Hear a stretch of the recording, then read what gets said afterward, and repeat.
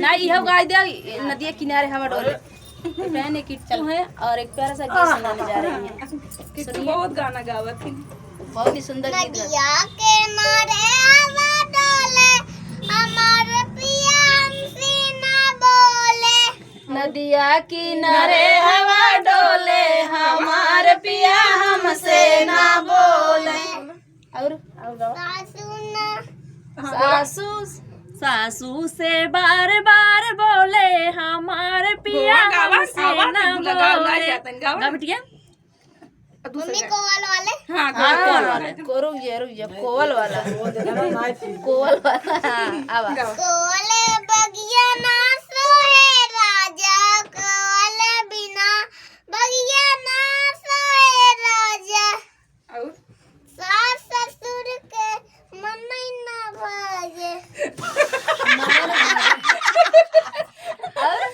सास ससुर से मने न भाव अब बेटे गावा जल्दी सैया से हमार मन भावे हाँ गावा कोयल बिना बगिया ना सोहे राजा। गावा जल्दी गा बिटिया सर गावा मम्मी वो लगाई दे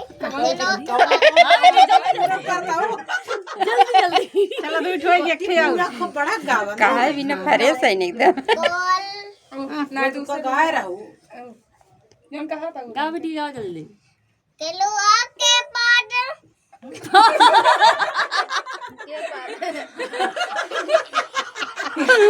तू सब तक तू सब करा जा जाती बेचारा